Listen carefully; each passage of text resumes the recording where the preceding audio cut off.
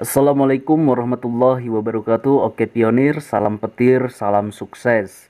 Mudah-mudahan kita selalu diberikan kesehatan lahir dan batin. Oke pionir, di sini ada informasi sedikit ya mengenai Pi Network. Oke, langsung saja ke informasi dan beritanya. Satu persatu pionir Indonesia mulai untuk melakukan KYC ya. Jadi di sini banyak pionir dari Indonesia tentunya yang sudah mendapatkan undangan KYC juga. Dan di sini postingan dari Mas Rahmat LKS, pionir asal mana ini saya kurang tahu ya. Di sini dia sudah berhasil melakukan KYC ya. Jadi sudah berhasil dan tinggal menunggu untuk proses approve ya, diterima atau tidaknya.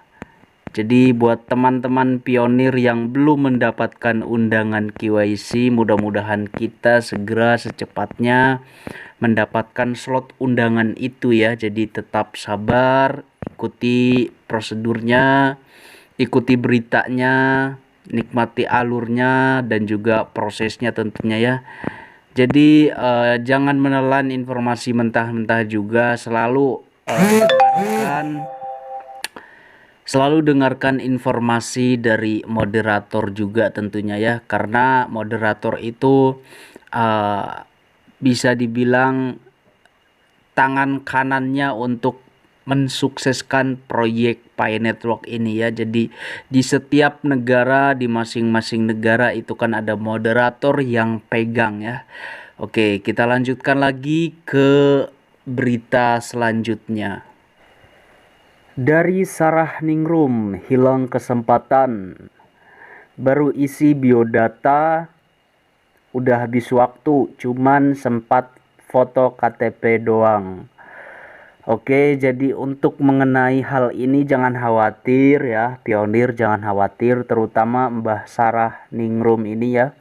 Jangan khawatir nanti ketika Mbak Sarah mendapatkan slot undangan KYC lagi. Nah, setelah Mbak Sarah melakukan verifikasi foto ya, di sini kan baru sempat foto KTP. Nah, setelah itu nanti dapat undangan lagi, Mbak Sarah tinggal ngisi baris alamat ya, alamat lengkap, terus tanggal lahir dan juga yang lain-lain. Jadi tidak usah khawatir ya. Jadi memang KYC ini sangat-sangat gimana ya pionir ya, sangat cepat, terbatas dan juga memang banyak yang mengakses ya. Jadi bisa dibilang kemungkinan siapa cepat dia yang dapat. Jadi waktu untuk KYC itu benar-benar sangat cepat ya, walaupun kita baru lihat masih di sekitaran 50 orang, 100 orang ya, masih di sekitaran segitu teman-teman. Kita nantikan lagi untuk KYC besar-besarannya ya, KYC besar-besarannya mudah-mudahan kita semua dapat juga. Oke pionir, jadi mengenai gambar ini saya sudah lihat sekitar siang apa sore ya dari Pi Network DeFi kalau nggak salah, tetapi di sini diunggah ulang ataupun diposting ulang di Pi Network Indonesia di grup Facebook ya. Diri saya pribadi menyikapi hal ini ya, ini menurut saya masih dalam kategori promosi teman-teman ya. Walaupun di sini uangnya yang kita lihat ya uang yuan ya.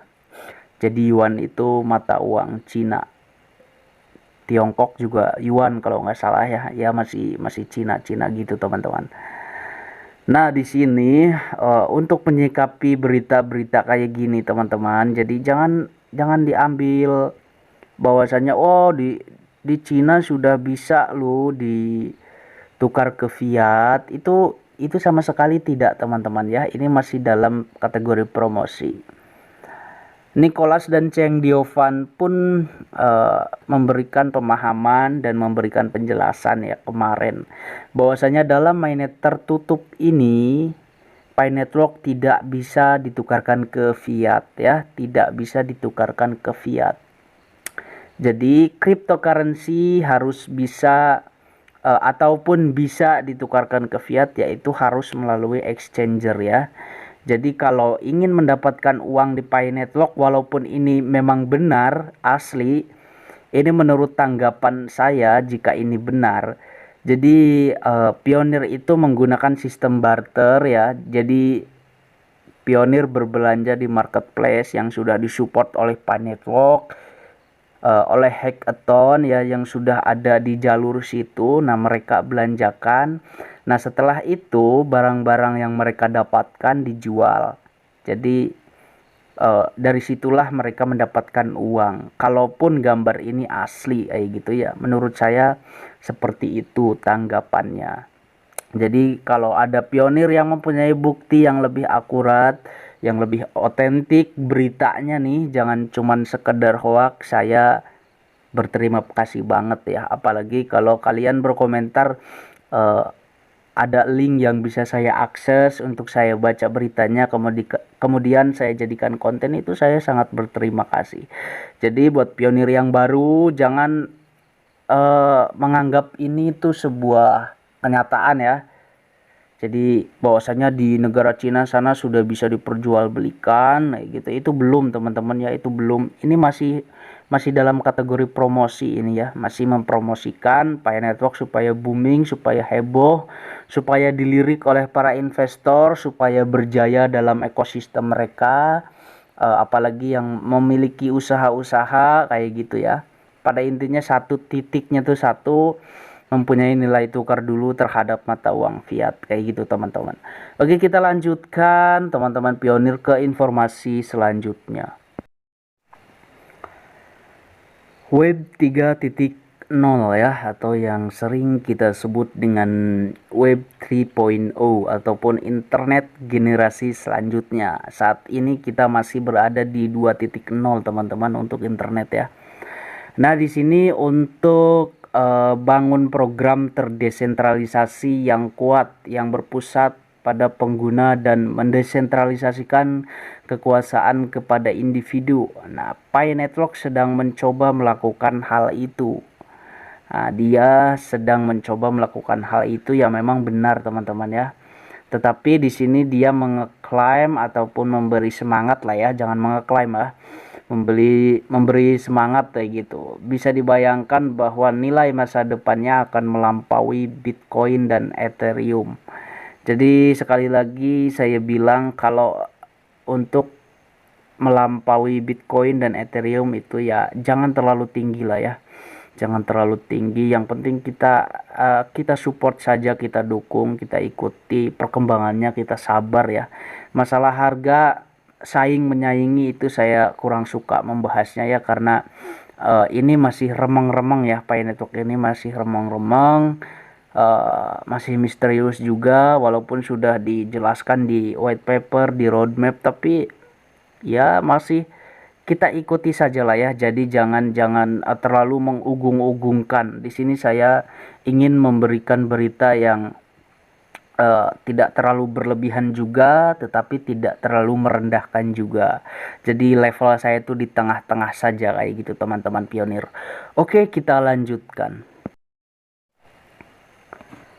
Oke Pionir, jadi tadi di sekitar jam 12 kurang ya.